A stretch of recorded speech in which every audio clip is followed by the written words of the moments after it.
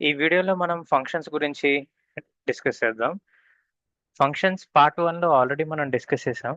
ఏమని డిస్కస్ చేసుకున్నాం? ఫంక్షన్స్ అనేవి ఎలా ఉపయోగపడతాయి? అంటే ఇప్పుడు మనం ఒక పీస్ ఆఫ్ కోడ్ లేతే ఒక number of steps of statements ఇవి ఉన్నాయనుకోండి. అవన్నీ కంబైన్ చేసి ఒకేసారి ఆ ఫంక్షన్ కాల్ చేసినప్పుడు లేకపోతే ఆహ్, ఒక సమయంలో పని చేయాలి అనంటే ఇప్పుడు ఎగ్జాంపుల్ నాకు ఇంట్ ఏ అని ఉంది. బి అని ఉంది. తర్వాత ఇంట్ సి అని ఉంది. డి అని ఉంది. ఇలాగా నాకు ఒక 2 వేరియబుల్స్ ఉన్నాయనుకోండి. నేను ఏ, బిని కలిపి ఒకేసారి కాల్ చేద్దాం అనుకుంటున్నాను. అంటే ఆహ్, ఏ ప్లస్ బి చేద్దాం అనుకుంటున్నాను. ఈ 2 ప్లస్ చేసి ఒకసారి కాల్ చేద్దాం అనుకున్నాను. సి ప్లస్ డి చేసి ఇంకోసారి కాల్ చేద్దాం అనుకుంటున్నాను. అదే నేను ఫంక్షన్ లేకుండా నేను ప్రోగ్రామ్ రన్ చేశాననుకోండి ఏమవుతది? 1 బై 1 ఒకటి తర్వాత ఒకటి అన్నీ రన్ అయిపోతూ ఉంటాయన్నమాట.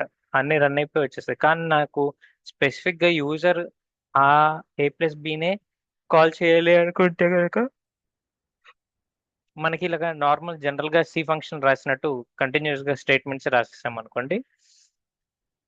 అప్పుడు దీన్ని అచీవ్ అవ్వలేమన్నమాట. అందుకనే ఈ ఫంక్షన్స్ అనేవి చాలా ముఖ్యం. మీరు ఈవెన్ గమనిస్తే గనక మన ప్రోగ్రామ్ మొత్తంలో మెయిన్ అనేది కూడా ఒక ఫంక్షనే. కాపోతే అది ఎంట్రీ పాయింట్ ఫంక్షన్. ఆటోమేటిక్‌గా ఎప్పుడైతే మనం సి ప్రోగ్రామ్‌ని రన్ చేస్తామో బిహైండ్ ది సీన్స్ మెయిన్ ఫంక్షన్‌ని కాల్ చేస్తది. అది మెయిన్ ఫంక్షన్ ఎక్కడుందని వెతుక్కొని దాన్ని కాల్ చేసి మనకు అందులో ఆ మెయిన్ ఫంక్షన్‌లో మనం ఏవైతే పాస్ చేస్తామో వాటిని రన్ చేస్తదన్నమాట. సో, ఇలాగ ఫంక్షన్ అనేది మనకి చాలా ఉపయోగం. చాలా ఇంపార్టెంట్ కూడా.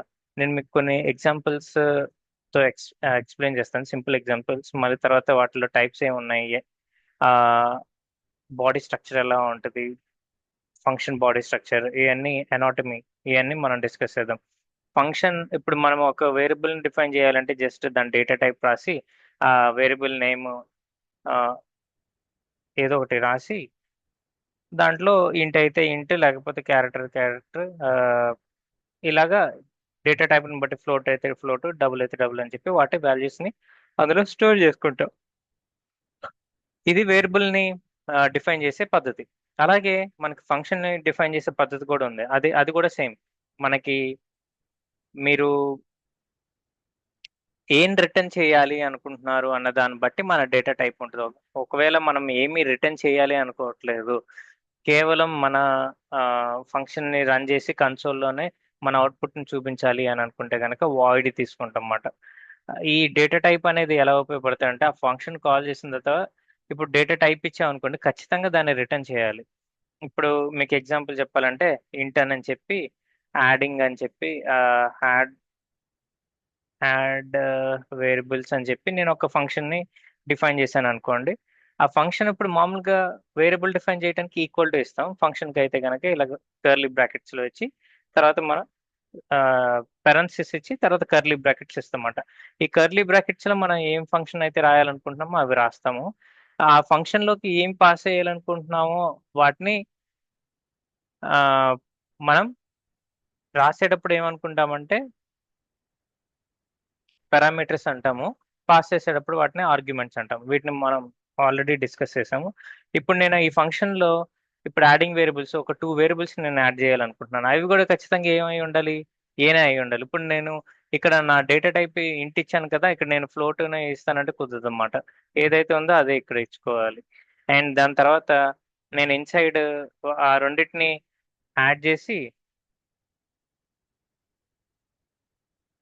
యాడ్ చేసి నాకు రిటర్న్ అంటే ఏంటంటే, ఇప్పుడు కొన్ని కొన్ని సందర్భాలుంటాయన్నమాట. కేవలం మనం కన్సోల్‌లో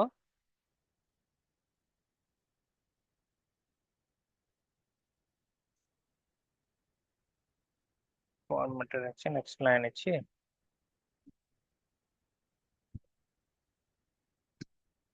కొన్ని కొన్ని సందర్భాల్లో మనం కన్సోల్‌లోనే కేవలం ఈ ఫంక్షన్‌లో ఏం జరుగుతుందో జస్ట్ అది అవుట్‌పుట్‌లా చూద్దాం అనుకుంటున్నాం. కానీ దాంట్లో వచ్చిన రిజల్ట్‌ని లేకపోతే ఆ విలువని ఎందులోనూ మనం స్టోర్ చేసుకోవాలి, లేకపోతే వేరే చోట ఉపయోగించుకోవాలి అనుకోవట్లేదు అనుకోండి. అప్పుడేం చేస్తామంటే ఇన్‌స్టెడ్ ఆఫ్ ఇంట్ బదులు నేను ఇందాక మీకు చెప్పాను కదా! వాయిడ్ అని రాస్తామన్నమాట. ఓకే. వాయిడ్ అని రాసినప్పుడు ఈ రిటర్న్ అని చెప్పి రాయాల్సిన పని లేదు. ఓకే. అండ్ ఇంకోటేంటంటే ఒకసారి రిటర్న్ అయిన తర్వాత ఇంకా ఏ స్టేట్మెంట్ వర్క్ అవ్వదు. ఏది రాసినా కానీ మనం రిటర్న్ ముందే రాయాలన్నమాట. రిటర్న్ అంటే లాస్ట్ అంతా అయిపోయిన తర్వాత ఫంక్షన్ ఎండ్ అయిపోతుంది అని చెప్పి అర్థం అన్నమాట. ఇప్పుడు నేను వాయిడ్ లాంటి సందర్భం తీసుకున్నాను. నాకు జస్ట్ ఏమి ఈ యాడ్ చేసిన తర్వాత వచ్చిన వాల్యూని ఎందులోనూ ఉపయోగించుకోవాలనుకోకపోతే నేను జస్ట్ వాయిడ్ అని రాసి ఇక్కడ జస్ట్ ప్రింట్ అనే రాస్తా. అప్పుడు రిటర్న్ రాయను.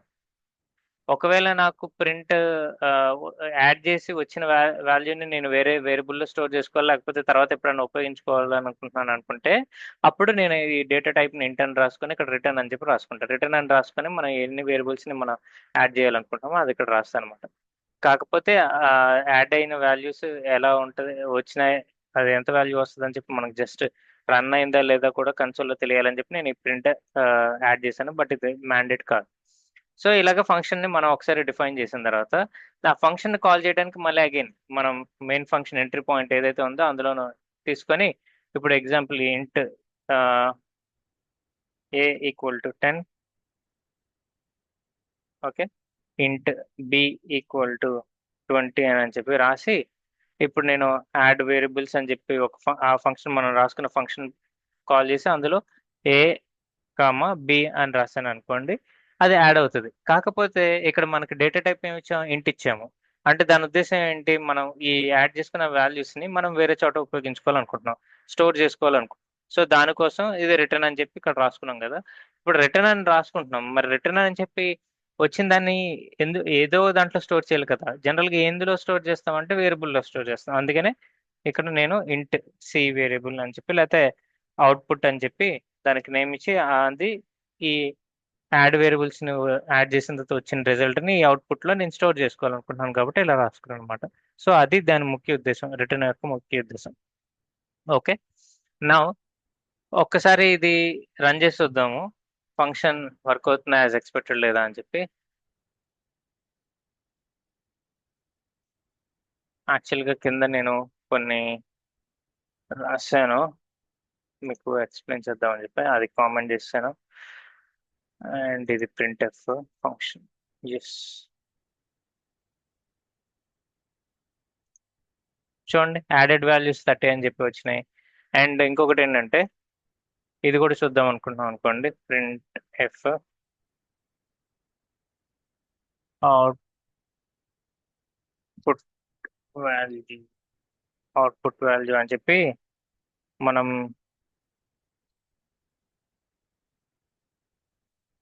అవుట్‌పుట్ అని చెప్పి ఇక్కడ ఇచ్చామనుకోండి.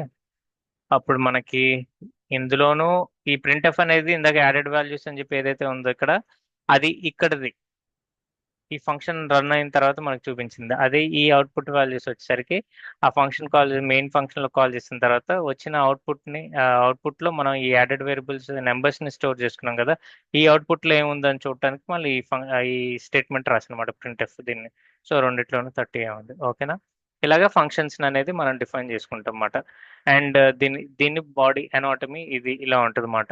ఏంటంటే ఫస్ట్ డేటా టైప్, తర్వాత ఫంక్షన్ నేమ్, తర్వాత పారామీటర్స్. తర్వాత ఇన్సైడ్ బాడీ మనం ఏం చేయాలి? ఇది రిటర్న్ డేటా టైప్‌ని బట్టి ఇప్పుడు మనం డేటా టైప్ ఇంటూ ఇలాంటివి అయితే గనక రిటర్న్ రాసుకుంటాం. మనం ఏం రిటర్న్ చేయాలి అనుకోకపోతే గనక వాయిడ్ రాసుకుంటాం. అందుకని ఇక్కడ ఆప్షనల్ అని చెప్పి పెట్టాను. సో, ఇది ఫంక్షన్స్ మాట. ఈ ఫంక్షన్స్‌లో మనం ఇంకొకటి గుర్తుపెట్టుకోవాల్సింది ఏంటంటే 2 టైప్ ఆఫ్ ఫంక్షన్స్ ఉంటాయన్నమాట. ఆల్రెడీ ప్రీ డిఫైన్ చేసిన ఫంక్షన్స్. అయి ఏంటంటే మనం ఇప్పుడు ఈ ప్రింట్ఎఫ్ ఇట్లాంటియన్నీ కాల్ చేస్తున్నాం చూడండి. అయన్నీ ప్రీ డిఫైన్డ్ ఆల్రెడీ ఈ స్టాండర్డ్ ఇన్‌పుట్, అవుట్‌పుట్ లైబ్రరీలో డిఫైన్ చేసున్నారు. మనం దాన్ని కాల్ చేస్తున్నాంమాట. ఓకేనా? ఈ ప్రింట్ఎఫ్ అనేది లేకపోతే ఎలా పనిచేస్తది? ఆల్రెడీ వేరే వాళ్ళు రాసి దాన్ని స్టోర్ చేశారు కాబట్టి, ఆ లైబ్రరీ నుంచి కాల్ చేసి ఉపయోగించుకుంటున్నాం కాబట్టి పనిచేస్తుంది. ఓకే.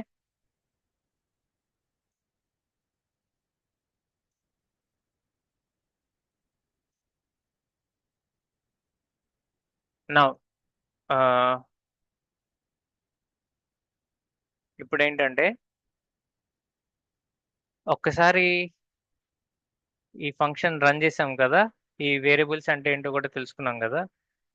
వీటిని మనం పారామీటర్స్ అంటే అని చెప్పి అంటామని కూడా తెలుసుకున్నాం కదా! ఇప్పుడు మీకు ఒక కేస్ ఇస్తానన్నమాట.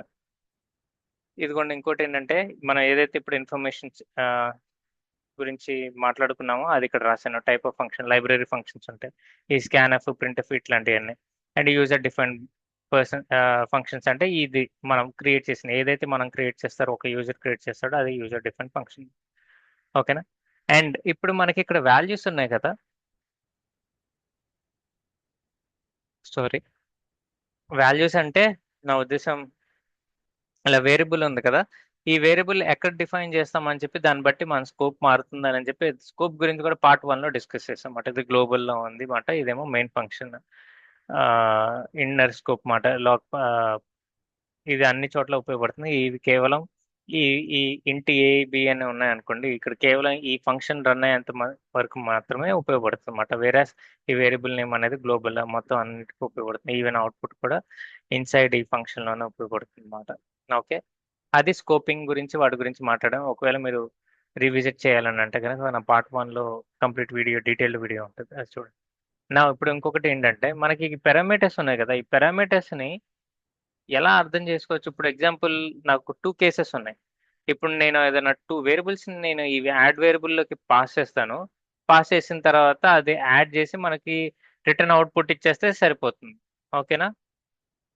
ఇది ఒక కేసు. ఇట్లాంటి కేసుల్లో ఇలాగ మనం సింపుల్‌గా ఇలాగ ఫంక్షన్ రాసుకొని ఆ వేరియబుల్‌ని పాస్ చేస్తున్నాం. ఇక్కడ ఏమవుతుంది, ఏదైతే మనం వేరియబుల్ లేకపోతే ఈ పారామీటర్స్ ఆర్గ్యుమెంట్స్‌ని మనం పాస్ చేస్తున్నామో ఏబిని, అది ఎలా పాస్ అవుతుంది? స్కోప్ అనేది డిఫరెంట్ ఉంటది కదా అని చెప్పాను. ఈ ఏబి అనేది ఈ స్కోప్ మెయిన్ ఫంక్షన్‌లో ఉన్న స్కోప్. ఈ ఏబి అనేది ఈ యాడ్ వేరియబుల్స్ ఫంక్షన్‌లో ఉన్న స్కోప్ మాట. సారీ. ఈ యాడ్ వేరియబుల్స్‌లో ఉన్న స్కోప్. అయితే ఈ యాడ్ వేరియబుల్స్‌లో ఎప్పుడైతే మనం ఏ, బి అని చెప్పి ఇందులో పంపిస్తామో, అది ఫంక్షన్ రన్ అయ్యేటప్పుడు మెయిన్‌కి స్టాక్‌లో మనం ఈ థర్డ్ పార్ట్‌లో చెక్ చేసాం కదా. మనం స్కోప్ అండ్ మెమరీ లేఅవుట్‌లో చూడండి ఇక్కడ స్టాక్‌లో గాని లేకపోతే ఇదిగోండి ఇలాగ ఫంక్షన్స్ అన్నీ వేరియబుల్స్ అన్నిటిని ఒక చోట స్టోర్ చేయటం డేటా సెగ్మెంట్‌లో ఇవన్నీ గుర్తున్నాయా? మనం డిస్కస్ చేసాం. సో, ఇలా స్టాక్‌లోను వీటిల్లోనూ ప్రతి ఫంక్షన్‌ని మనకి క్రియేట్ అవుతూ ఉంటది కదా. ఓకే. ఇప్పుడు యాడ్ వేరియబుల్స్ అనేది కూడా ఒకటి క్రియేట్ అవుతుందన్నమాట. క్రియేట్ అయిన తర్వాత ఇంటర్నల్‌గా ఉన్న వేరియబుల్స్ కూడా ఆ బాక్స్‌లో ప్రత్యేకించి అంటే స్టాక్‌లో మెమరీలో ఏదైతే దీనికి యాడ్ వేరియబుల్‌కి మెమరీ కేటాయిస్తుందో అందులోనే ఇవి ఏబీ అని చెప్పి క్రియేట్ అవుతాయన్నమాట. ఇది అనుకోండి, ఇది మెయిన్ ఫంక్షన్. ఇందులో ఏబీ అనేది క్రియేట్ అవుతది.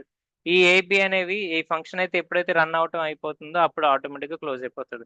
ఇక్కడ ఏబీ ఉంది కదా, ఇక్కడ ఏబీ ఉంది కదా, 2 ఒకటే అనుకుంటే పొరపాటు. ఎందుకంటే స్కోప్ డిఫరెంట్ కాబట్టి ఈ కొత్త వేరియబుల్స్ కింద క్రియేట్ అవుతాయి. ఈ వేరే వేరియబుల్స్ కింద క్రియేట్ అవుతాయన్నమాట. ఆహ్, ఇప్పటిదాకా ఇది చెప్పింది అర్థమైంది అనుకుంటా కదా. ఇదే ఇంపార్టెంట్ పాయింట్. స్కోప్‌ని బట్టి మనకి వేరియబుల్స్ ఎక్కడ క్రియేట్ అవ్వాలి, ఎలా క్రియేట్ అవ్వాలి అని చెప్పి తెలుస్తది. ఇప్పుడు స్కోప్ ఇది వేరే డిఫరెంట్ స్కోప్‌లో ఉంది కాబట్టి ఇది వేరే. ఈ మెయిన్ ఈ మెయిన్ ఫంక్షన్ రన్ అయ్యేంత వరకు ఇది రన్ అవుతదన్నమాట. ఓకే. అయితే ఇప్పుడు ఇలాగా వేరియబుల్‌లో డబుల్ టైమ్ క్రియేట్ అవుతుంది కదా. లేకపోతే ఇలాగ ఈ ఏబీ అనే చెప్పి డైరెక్ట్‌గా ఇక్కడ పాస్ చేస్తే ఆ పాస్ చేసి, యాడ్ చేసి విధానాన్ని ఏమంటారంటే పాస్ బై వాల్యూ అని అంటారన్నమాట. అంటే ఇక్కడ మనం ఒక వాల్యూని పాస్ చేస్తున్నాం. అంతేగాని ఈ ఇంట్ అనేది దీని స్కోప్ వేరు. దీని మెమరీ అడ్రెస్ వేరే ఉంటది. ఈ ఇంట్ ఏబీ ఈ add variables function memory address వేరుమాట. ఏబీ అనేది వేరే ఉంటది. ఇక్కడ మనం వాల్యూని పాస్ చేస్తున్నాం. అంతేగాని రిఫరెన్స్ అదనే ఏ అనే అడ్రెస్ ఏదైతే ఉందో ఆ అడ్రెస్‌నే మార్చు అని చెప్పి పంపించట్లేదు. సో, ఇలా జనరల్‌గా ఎప్పుడైతే ఫంక్షన్ కాల్ చేసుకుంటామో దాన్ని పాస్ బై వాల్యూ అంటారు. దానికోసమే నేను మీకు ఇప్పుడు ఎగ్జాంపుల్ ఇప్పుడు ఒకటి రాశాను. ఇదేంటంటే ఇక్కడ మళ్ళీ ఇది కామెంట్ చేసి మోడిఫై అని చెప్పి ఫంక్షన్ రాశాను. అదేంటంటే ఒక ఫంక్షన్ తీసుకున్నా. అందులో వేరియబుల్ ఎక్స్‌ని తీసుకొని దానికి ఒక 10 యాడ్ చేయాలనుకుంటున్నా. ఓకే. ఇప్పుడు ఏమైంది, నేను ఇంకొక వేరియబుల్ క్రియేట్ చేశాను ఇంట్ ఏఎన్ అని చెప్పి. అది మోడిఫై ఏఎన్ అని చెప్పి ఇందులో రాసి నేనేమనుకుంటున్నాను, ఈ ఏకి ఈ మోడిఫై అనే ఫంక్షన్ ఉపయోగించి అందులో 5 పాస్ చేస్తే ఇక్కడ మనం ఆల్రెడీ 10 యాడ్ చేయాలని ఉంది కాబట్టి ఏ అనేది 10 అవుతదేమో అని చెప్పి అనుకుంటున్నాను. సో, అలాగా ఇది నా ఎక్స్‌పెక్టేషన్. అది అవుతుందా లేదో చూద్దాం. అవ్వకపోతే ఎందుకు అవ్వట్లేదో నేను మీకు ఎక్స్‌ప్లెయిన్ చేస్తాను. ఇప్పుడు రన్ చేస్తున్నాను. మోడిఫై అనే ఫంక్షన్ ఇదిగోండి ఇక్కడ కాల్ చేశాను. అందులో ఏ పాస్ చేశాను. నా ఎక్స్పెక్టేషన్ ఏంటంటే ఏ అనే వాల్యూని ఇక్కడ మాడిఫైలో చేసాం కాబట్టి 10 అయ్యి ఏ అనేది కూడా 15 అవ్వాలి అని చెప్పి అనుకుంటున్నాం. మాడిఫై ఫంక్షన్ అని చెప్పి మాడిఫై చేసిన తర్వాత వచ్చిన వాల్యూ ఏదైతే ఏ ఉంటుందో ఆటోమేటిక్గా అప్డేట్ అవ్వాలి కదా 15 అని. అందుకని ఇక్కడ డైరెక్ట్గా ఏ తీసుకుంటాను. వస్తుందో లేదో చూద్దాం. రన్ చేస్తున్నాను.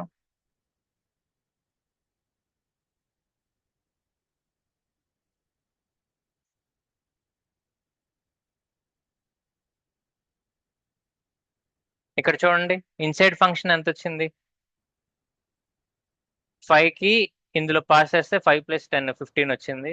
ఓకే, కానీ ఇక్కడ మాడిఫై ఫంక్షన్ మెయిన్లో ఉన్న మాడిఫై ఫంక్షన్ చేసిన తర్వాత ఈ ఏ వాల్యూని ఏదైతే ఇక్కడ రాసుకున్నామో అది ఎంత వచ్చింది, 5 అని వచ్చింది. ఎందుకని 15 రాలేదు, కేవలం 5 అనే ఎందుకు వచ్చింది? ఎందుకని అంటే దీని మెమరీ అడ్రస్ వేరు కాబట్టి అది ఎప్పుడైతే ఇందులోకి మాడిఫైలోకి పాస్ అవుతుందో ఆ వాల్యూ పాస్ అవుతుందో ఆ ఎక్స్ అనేది వేరే వేరియబుల్ కింద క్రియేట్ అయ్యి ఆ వేరియబుల్ మెమరీ అడ్రస్ వేరే ఉంటుంది, ఏ మెమరీ అడ్రస్ వేరే ఉంటుంది. సో ఆ మెమరీ అడ్రస్ వేరే కొత్తది ఏదైతే ఎక్స్ క్రియేట్ అయిందో అందులో ఈ 5 పెడుతుంది, 5 పెట్టి దానికి ఈ 10 యాడ్ చేసి ఫైనల్గా మనకి వాల్యూ ఇస్తుంది అనమాట. అది డిఫరెన్స్. అదే ఇక్కడికి వచ్చేసరికి ఏంటంటే మెమరీ అడ్రస్ లోకల్లో ఉంది మెయిన్, ఇదేమో ఆ ఫంక్షన్ స్కోప్ లో ఉంది, ఇది ఈ ఫంక్షన్ స్కోప్ లో ఉంది. సో ఈ అడ్రస్ వేరే ఉంటుంది, ఈ ఎక్స్ అడ్రస్ వేరే ఉంటుంది అనమాట. ఓకే, అందుకనే మనకి రెండు మాడిఫై అవ్వాలి. ఇప్పుడు ఇట్లాంటి సందర్భాల్లో లేకపోతే ఇట్లాంటి వాటిని మనం కరెక్ట్ గా పర్టికులర్ వేరే వేరియబుల్ ఒకటి క్రియేట్ చేసి అందులో ఈ డేటాను కాపీ చేసి దాన్ని ఇందులో పాస్ చేసి ఇంత ప్రాసెస్ కాకుండా డైరెక్ట్ గా మనం ఏదైతే వేరియబుల్ క్రియేట్ చేసామో మెయిన్ లో దాన్ని మాడిఫై చేయాలంటే ఎలాగా, దానికోసమే మనం పాయింటర్స్ అనేది చెప్పేది డిస్కస్ చేసుకున్నాం. మనం పాయింటర్స్లో ఏం చేస్తున్నాము, ఒక పాయింటర్ రాసి అందులో ఒక వేరియబుల్ అడ్రస్ని రాస్తాం. అడ్రస్ రాస్తే ఆ అడ్రస్ రాసిన దాన్ని కూడా మనం డీరిఫరెన్స్ చేసి వాల్యూ ఉందో లేదో చూసుకోవచ్చు, లేకపోతే దాన్ని అర్థమెటిక్ పాయింటర్ అర్థమెటిక్ చేసి అందులో ఉన్న వాల్యూస్ని ఐ మీన్ పాయింటర్ అర్థమెటిక్ కాదు, ఆ పాయింటర్ని డీరిఫరెన్స్ చేసి అందులో ఉన్న వాల్యూని మాడిఫై చేయొచ్చు అన్నమాట. మాడిఫై చేసి మనం ఒరిజినల్ ఏ అడ్రస్ అయితే ఉందో ఆ అడ్రస్లో చేంజ్ చేయొచ్చు అన్నమాట. దాన్నే మనం ఇక్కడ ఏమంటామంటే ఫంక్షన్లో మనం ఎలా పాస్ చేసి ఆ ఒరిజినల్ వాల్యూని చేంజ్ చేసేదాన్ని పాస్ బై రిఫరెన్స్ అని అంటారు అనమాట. రిఫరెన్స్ అని అన్న పదాన్ని మనం ఆల్రెడీ పాయింటర్స్లో మనం క్లాస్లో డిస్కస్ చేసేటప్పుడు మనం దీన్ని విన్నాం. రిఫరెన్స్ అంటే ఏంటి, ఒక వేరియబుల్ యొక్క అడ్రస్ని తీసుకొని పాస్ చేసే చేసేదాన్ని మనం రిఫరెన్స్ అంటాం కదా. అయితే ఇప్పుడు ఆ రిఫరెన్స్ని పాస్ చేయడానికి మనం పాయింటర్లు ఎలా ఉపయోగించాం, ఒక పాయింటర్ రాసుకొని ఆ పాయింటర్ స్టార్ పి అని చెప్పి ఆ తర్వాత ఈక్వల్ టు అని చెప్పి యాంపర్సెండ్ ఆ వేరియబుల్ నేమ్ రాస్తాం. ఈ యాంపర్సెండ్ అనేది రిఫరెన్స్ కదా. ఆ రిఫరెన్స్ అనేది మనకి ఆ అడ్రస్ని ఆ వేరియబుల్ యొక్క అడ్రస్ని పాస్ చేస్తుంది. వేరియబుల్ అడ్రస్ని జనరల్ మనం ఆ, ఎలా ఏ టైప్ ఆఫ్ డేటాలో స్టోర్ చేసుకుంటాము అని అంటే ఐ మీన్ డేటా టైప్ కాదు, ఏ టైప్ ఆఫ్ వేరియబుల్లో మనం స్టోర్ చేసుకుంటాం అంటే పాయింటర్ వేరియబుల్స్లో మనం స్టోర్ చేసుకుంటాం అన్నమాట. అందుకనే దానికోసం ఇప్పుడు నేను పాస్ బై వాల్యూ చేయాలి, పాస్ బై వాల్యూ ఇది చేసాము, పాస్ బై రిఫరెన్స్ చేయాలి అని అంటే కనుక దాన్ని మనం వేరే ఫంక్షన్ ఒకటి రాసుకొని అది మీకు ఎక్స్ప్లెయిన్ చేస్తున్నాను. కింద ఇక్కడ ఆల్రెడీ రాశాను. ఇక్కడ చూడండి వాయిడ్ అని చెప్పి రిఫరెన్స్ మాడిఫైయర్ అని చెప్పి రాసి ఇక్కడ నేను ఎలా రాశానో గమనించండి. ఇది పాయింటర్ రాశాను. ఎందుకని, మనకి యాంపర్సండ్ అనేది లేకపోతే రిఫరెన్స్ అనేది పాయింటర్లో స్టోర్ అవుతుంది. ఇప్పుడు ఇక్కడ చూడండి ఇందాక నేను ఇక్కడ మాడిఫై కాల్ చేసేటప్పుడు ఇక్కడ మనకి రిఫరెన్స్లు ఏమి ఇవ్వలేదు, కానీ ఇక్కడ రిఫరెన్స్ మాడిఫైయర్లో పాస్ చేసేటప్పుడు ఏం చేశాను, ఇంట్ ఏ అని చెప్పి ఇచ్చాను. ఇప్పుడు ఈ ఎక్స్ అనేవి ఏమవుతుంది, పాయింటర్స్ అవుతాయి, అంతేగాని ఇవే ఇందులో వాల్యూస్ స్టోర్ అవ్వవు అన్నమాట. ఇప్పుడు ఇక్కడ నుంచి మనం ఎప్పుడైతే రిఫరెన్స్ ఏని పంపిస్తామో ఈ పాయింటర్లో ఆ అడ్రస్ని తీసుకొని ఆ అడ్రస్ని డీరిఫరెన్స్ చేసి దానికి 10 విలువని జత చేర్చి మనకి చివరికి మనకి ఈ ఇన్సైడ్ ఫంక్షన్లోను ఈ ఎక్స్ అనేది ఇక్కడతో ముగిసిపోద్ది. ఫంక్షన్ అయిపోయిన తర్వాత ఇక్కడతో అయిపోద్ది, స్కోప్ అయిపోద్ది కదా. అందుకనే మనం ఇక్కడ అవుట్ సైడ్ ఆ స్కోప్ అయిపోయిన తర్వాత కూడా మనకి అవుట్ సైడ్ వేరే స్కోప్ లో ఉన్న ఫంక్షన్ లేకపోతే వేరియబుల్ అడ్రస్ ను కూడా మనం మార్చుకోగలుగుతున్నాం. ఇక్కడ చూడండి మళ్ళీ నేను అన్కామెంట్ చేసి ఇంట్ అని చెప్పి ఈక్వల్ అని చెప్పి ఒక 5 వేరియబుల్ 5 అని చెప్పి వాల్యూని దానికి అసైన్ చేసే ఇంటికి ఈ ఇంట్ దాన్ని ఏం చేశానంటే దీని రిఫరెన్స్ ని తీసుకొచ్చి ఇందులో ఈ రిఫరెన్స్ మాడిఫైయర్ అనే దాంట్లోకి పాస్ చేశాను అనమాట. ఎప్పుడైతే మనకి ఇలాగ పాయింటర్ కింద రాసుకుంటామో అందుకనే దాన్ని ఇలాగ రిఫరెన్స్ ఏ అని చెప్పి దాన్ని పాస్ చేశాను. రిఫరెన్స్ ఏ అని పాస్ చేసిన తర్వాత చూడండి మాడిఫై ఇన్సైడ్ ద ఫంక్షన్లో వచ్చేసరికి 5 + 10 15 అవుతుంది. ఇక్కడ ఏ కూడా నేను 15 అవ్వాలని అనుకుంటున్నాను, అందుకే రిఫరెన్స్ మాడిఫై రాస్తున్నాను. అవుతుందో లేదో యాజ్ ఎక్స్పెక్టేషన్ చూద్దాము. రన్ చేస్తున్నాను. చూడండి ఇక్కడ మాడిఫై ఇన్సైడ్ బోత్ ఇన్సైడ్ అను అవుట్ సైడ్ ఫంక్షన్ రెండు 15 వచ్చినాయి యాజ్ ఎక్స్పెక్టెడ్. సో ఇలా ఉపయోగం అన్నమాట. ఫంక్షన్స్ అనేవి వాటిలో మనకి పాస్ బై వాల్యూ ఉంటుంది, పాస్ బై అడ్రస్ ఉంటుంది. అడ్రస్ అని అంటే ఇలాగ మనం అడ్రస్ తో మనల్ని పాస్ చేస్తామంట. ఆ ఫంక్షన్లోకి ఆ వాల్యూస్ని పాస్ చేస్తాం.